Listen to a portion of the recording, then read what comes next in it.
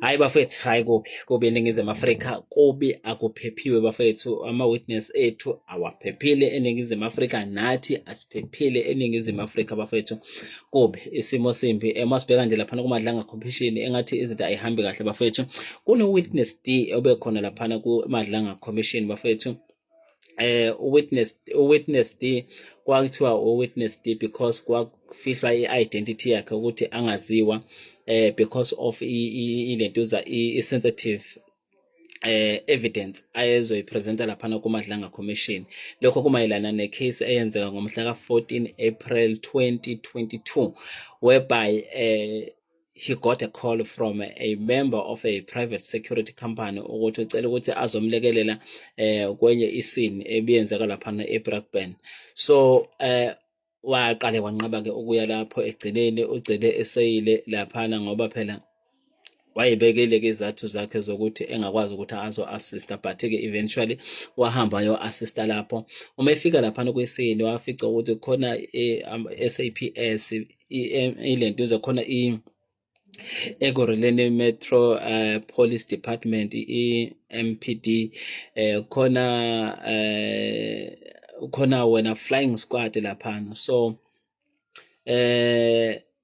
wakwazi ke ukuthi abonane nabo ke lapho. So emva kwalokho he asked one of our guys, even though I may not remember ukuthi wayekiphi i-unit, angizokusho okuningi bafethu, but ngifuna nje ukuthi sigxile la ekuthenini what was the story about witness D.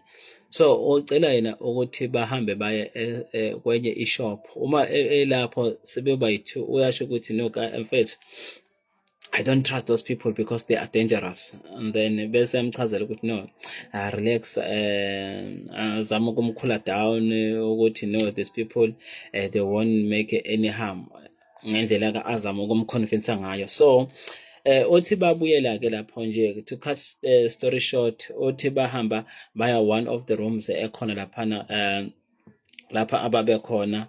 I think it's the Jaredeli one, but there was this outside building whereby they bafica khona a male ne-female nomntwana, and then they just asked about suspect ababemfuna. So there was a guy who was a suspect ababezomfuna kuleyo scene le. So uma besakhuluma naye engazuthi babizwa because the other guys they were in the main room lapha abababiza khona. Uthi uma efika khona laphana nangempela kukhona uwitness lo abamdingayo, I'm sorry, i-suspect lena abayifunayo.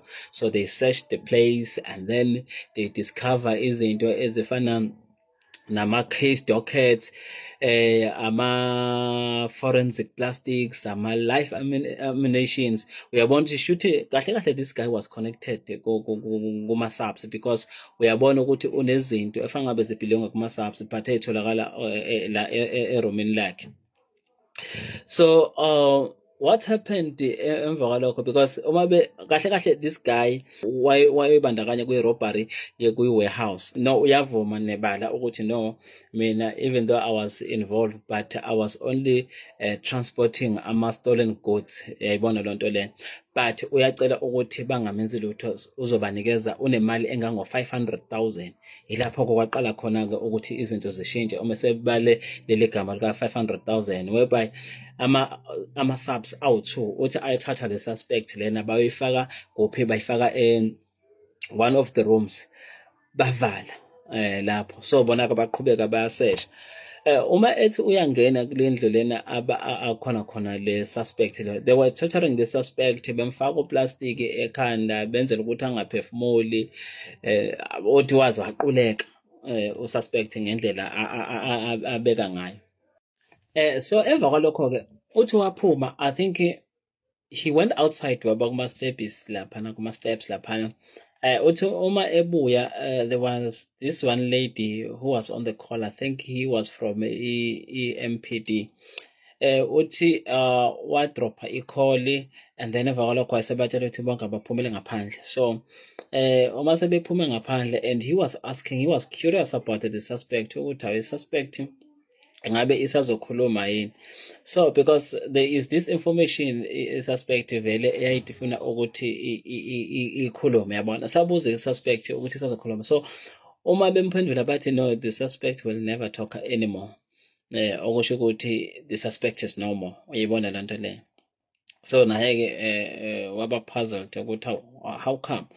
And then they said chief is going to sort this thing out, because basamangela ukuthi how are they going to sort this thing out now. So kwathiwa no, chief uzoyisort out. Manje he didn't know ukuthi who is this chief they are talking about, but only to find out ukuthi chief that they were waiting for, in fact wafika kwiscene bekuyilensizwa lena esiyaziyo-ke yakamkhwanazo, Julius Mkhwanazo, yena-ke chief lona okukhulunywa ngaye, yabona loo nto leyo. So bakwazi ukuthi bahlanganise amakhanda, kwase kuthiwa no, yazi ukuthina senze njani,